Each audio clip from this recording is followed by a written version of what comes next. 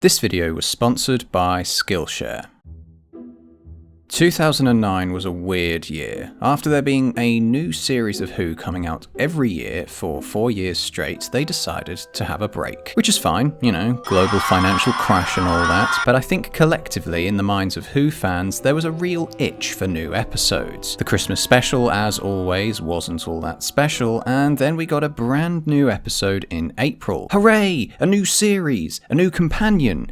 But it was like Christmas all over again, and Planet of the Dead proved not to be that special either. Then we had to wait another 6 months for another special to come out. And here I am complaining, but let's face it, we could have had no Doctor Who that year. Nowadays, I don't see this idea as that much of a bad thing, but back then it was sheer heartbreak. I didn't even have a HD TV back then to appreciate the visual quality upgrade either, but I feel huge relief knowing my zoom-ins and outs won't be totally destroyed by the quality of the images I've gathered. If you, like I, like learning more about the intent behind filmmakers' creative decisions, I highly recommend Cinematography Basics, Understanding Film Style by Zach Mulligan over on Skillshare. He's a cinematographer, and it was really insightful to hear him discuss the intent behind each shot he produces. Skillshare offers thousands of classes for the creative and the curious. Whether you want to learn how to manage, photograph, draw, or write, Skillshare's got something for you. Explore new skills, deepen existing passions, and get lost in creativity. This is the perfect thing if you're still stuck at home and need a hobby or two to occupy yourself with. Skillshare is currently giving away a whopping 2-month free trial of Skillshare Premium for the first 1,000 of you that click my link in the description. And from there, an annual subscription comes to a mere £7 a month. You don't get advice from established cinematographers for a better deal than that. So click the link in the description and explore your creativity today. Now, without further ado,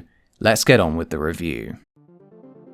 The episode begins with some weird robbery of an ancient artifact. It basically establishes that there's no way this female character has any chance of becoming a long-term companion, and then she gets on a bus. The Doctor also happens to wander onto the same bus, and I thought it was great that he was able to use his psychic paper to fool not a person but a machine. After the titles, we're treated to one of the show's gloriously cringy car chase sequences. It was so funny to me seeing police just driving at a snail's pace behind a bus and taking down the vehicle registration number as though the driver owns the bus itself. Suddenly, the bus is transported to a desert planet where they're able to show off the new HD cameras. This was kinda self-evident from the opening scene, but the shot of the bus slowly pulling out into an establishing shot was pretty great. Unfortunately, the episode gets interrupted by an alien hand tapping on a screen 3 times. As everybody's reacting to the situation, it slowly became clear that we weren't in for another Midnight scenario. Though it is very similar, the lack of panic for starters makes the characters appear rather bland and uninteresting. Bing from Black Mirror just describes what's happening for us. It was a skeleton, man!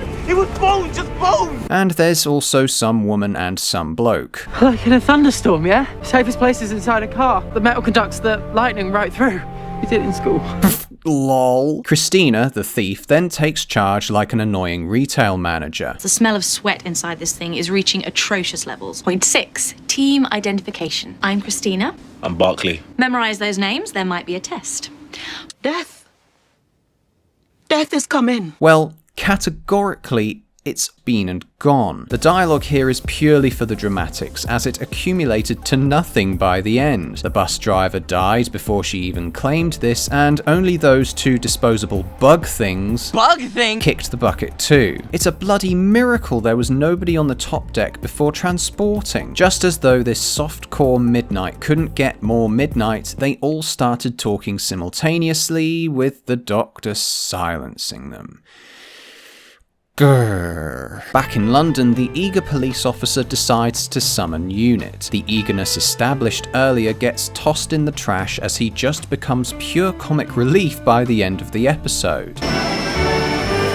No! I only mention this because whilst gathering thoughts on Torchwood Series 1 for patrons, there was one particular episode where Torchwood were locked into their own base and had to rely on the police to get them out. This friendly competition was really welcome in that particular story, and it's why it saddens me to see the police just say they're out of their depth and call in the experts. It's natural, with every alien encounter that's happened in the show. I just would have liked some cooperation or competition between them instead of shoehorning in Lee Evans doing a Welsh accent. I don't know if they were trying to depict a super Whovian right here or what, but he is just so annoying. So the gang start tearing up the seats and try lifting the bus out of the sand. The managers go off on a wander to give off the impression the pair were destined to be together. Oh, we were made for each other. Worse it gets, the more I love it. Me too. That little blue box, I stole it from my own people. You were right. We're quite a team. It all felt a bit forced, but as if by magic, the Doctor is in contact with Unit. Malcolm spews out some jargon dialogue before the pair go off on another random wander. This time they come into contact with an alien, which was great, seeing as there was no TARDIS translation for their clicking noises, but then the Doctor claimed he speaks every language. It certainly feels a bit overkill in my opinion, but they get taken to the Flyman's ship, which is covered in that horrible purple lighting. One minute the aliens mean to harm them, the next, thanks to the Doctor's manipulative powers, they become harmless. There was a nice moment when the Doctor realised there was once a huge city here, giving off an Ozymandias poem vibe, but that, again, sadly never led anywhere aside from this cringe. I've got sand in my hair.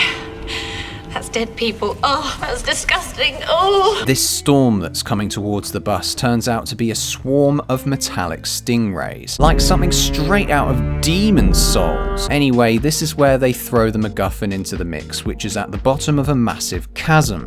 Oh, convenient that they have an expert in dissension on board, isn't it? There's this rusty, very Earth-looking hook just hanging from the ceiling of this hole, which I thought was a hilarious sight. Even more hilarious was knowing that the full HD filming makes the CGI look even more dated than before. Christina bumped into one of the monsters down in the pit, and then it ate the flymen off screen, and God, the whole thing was groan-worthy. Even more groan-worthy was seeing the pair running through the ship, and then in the very next shot, they're running away from the storm as though the ship just disappeared. I liked the little twist that they didn't need the crystal and were instead just after the clamps. Intriguingly, they showed us a map of where exactly this wormhole was, which was funny because there definitely ain't a big tunnel like this one running alongside the Thames embankment. Yeah, I know, it's not real, it's filmed in Wales. I just wanted to show you guys how TV producers trick the whole country into believing the show was filmed in London. Turns out though, 2 MacGuffins are required to get them all back through the wormhole, this time in the form of a 1,000-year-old goblet, or some prop they found in the back of a store cupboard, take your pick. It's funny because in 1080p it looks like a bloody prop, not something actually made of gold. Back at Unit, some stupid shit started happening between the officer and Lee Evans. Malcolm wants the Doctor to come through before sealing the wormhole, Magumba wants it closed now. Then she pulled a fucking gun on him and I just laughed. The one science expert they have on site has a gun pointed to his head. Have they just got another one lined up ready or something? Then the bus flies and a mess of dated CGI started splattering onto our screens. After they make their way back into British airspace, this should have been where the episode ended, but then some of the monsters came through with soldiers shooting and we got more stupid Malcolm antics. Oh, I love you!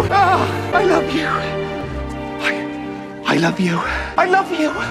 Oh, I can't bear this shit. The music and sparkling sound effects give it this strange Harry Potter feel. Not sure if this was what they were going for, but it all felt very flat to me. I only steal things for the adventure. Lol. I'll grant them that it was quite cool that they twisted the perfect team thing, and then we had the knocking 4 times prophecy with the midnight score playing underneath. This is the only real purposeful aspect of the episode, and I just wish it could have come from a more important character, but we have what we have and that's that. Then the score started up again with Christina flying the bus to freedom. It's far too similar to the the ending of The Doctor's Daughter for me to appreciate though. At least in that episode, it felt like Jenny was going to explore the stars and have a genuine purpose. But in this episode, where's Christina gonna go? Brixton? Who knows? Who cares?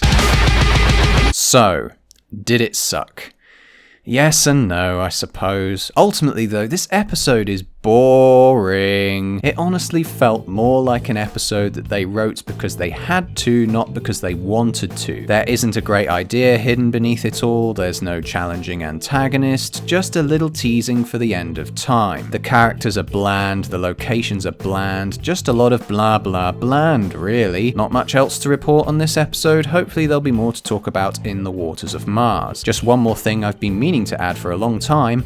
Why do the credits in Series 4 fly by so quickly? Did somebody have trouble reading the smaller font or something? I give Planet of the Dead a 4 out of 10. Thanks for watching. What do you think of this episode? Comment below your thoughts or join us for a Benny on the Discord server, where we'll continue this discussion.